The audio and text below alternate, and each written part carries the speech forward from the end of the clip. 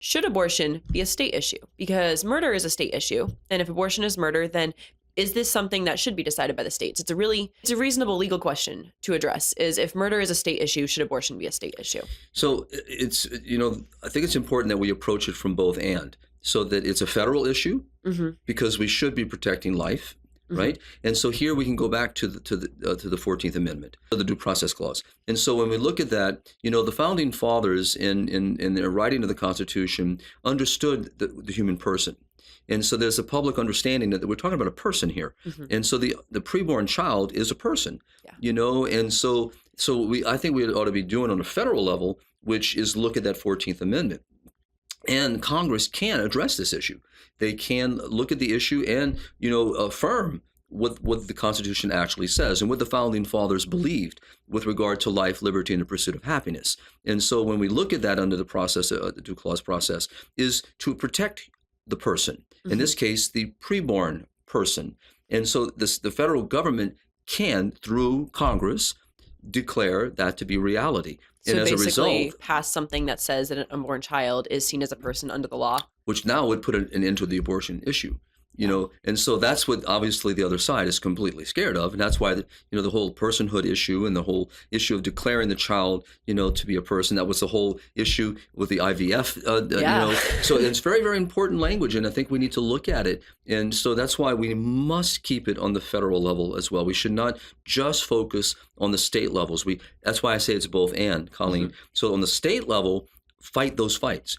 Pass legislation, in the states where abortion is a mindset and maybe it's still legal. How can we hinder it, by doing the same thing we did prior, to the overturning of Roe? How can our heartbeat laws? How can we use these same processes to limit it? Now we know California, we know New York, we know the various states, Illinois, and others that have been so violent in their movement toward entrenching abortion, and so those are always going to be major battlegrounds.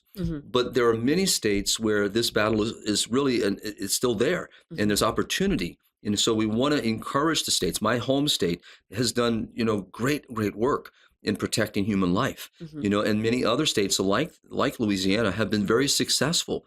And so which means on the state level, if we've been successful, we can never let our guard down. We can never be complacent, because there will be others that will come in new legislative bodies, new people elected, and we know that populist opinion, and we know how the pressures from different mindsets can be very, very influential.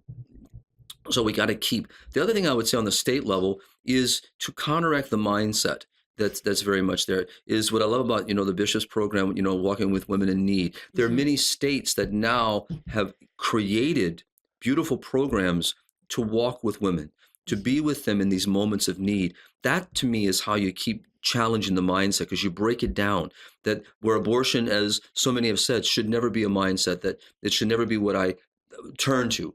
What should be there are these very clear systems, programs and processes and policies and support. And so where life is always a value, which goes back, think about this. If we were successful with the 14th Amendment to declare the preborn child, which you and I already know and our audience knows, is a person that has every right as I do outside of the womb, and should be protected. So if that were ever to be able to, we were successful in that debate, it would as we know, it would radically change this whole conversation across all 50 states, because now the states themselves could not pass laws for abortion. Well, and to bring it back to the murder question, there's a difference between, just because I know I brought up this example, so I want to kind of tease that out for our listeners, is there's a difference between having murder be a state issue and having states permitting murders. If you had states saying these types of murders are legal, the federal government, you would expect them to step in and say, hey, no, that's a U.S. citizen. You shouldn't be allowing these murders to happen. That's different than saying, okay, murder is wrong across the board. Now how that's tried and how you're going to do the whole jury thing and how it's handled is something that the state should take care of. So it's not quite, the way to respond to that is to say, yes, murders are tried and they're state crimes, but you don't have states saying that murder is okay. And that's what you're having with abortion, is maybe the practical implications of how you handle these situations should be handled on a state level, but states should be protecting all life. And if they're not, it makes sense that the federal government, like that does That's fall right. within the purview of the federal government to make sure Right. that all U.S. citizens are Well, not being denied the right to life. the whole federal government, obviously goes back to the 14th Amendment. Mhm. So there's a constitutional right here that the preborn child has that's not been defended. Mhm. And so what you just said is that, as we know, as a nation, Mhm. that murder is a crime Mhm. on a federal level, on a state level.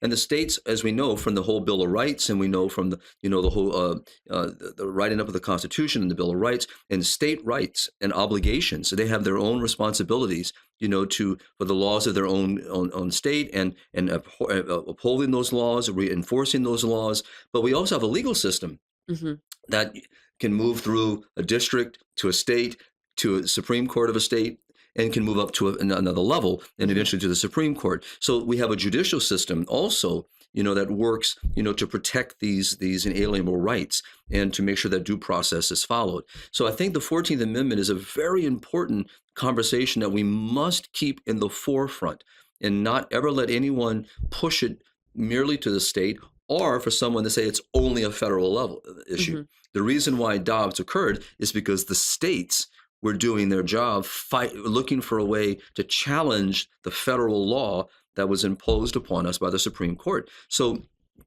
we know that, if like what happened in Alabama, that with the whole IVF issue, that if you have a court, state that this child, this is a person, the moment you do that, we're back to the 14th Amendment and due process clause here. We have this person has a right to be defended by the state and by the federal government, and no one can violate that right. And so it's a very important conversation.